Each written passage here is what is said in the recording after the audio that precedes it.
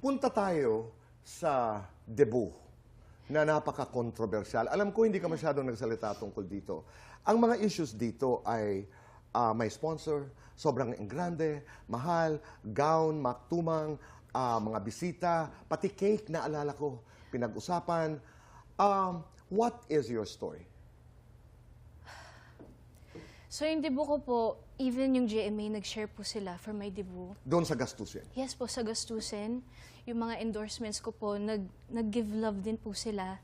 Para yung costings of my debut is hindi sobrang mahal.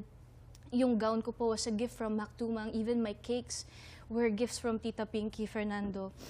So lahat po yun, hindi po ako sobrang gumastos, honestly. And nag-share din po talaga yung GMA. And may resibo din po ako na lahat po yung lahat po ng costings for my debut na aside po sa binigay ng GMA, I paid for it with my own money.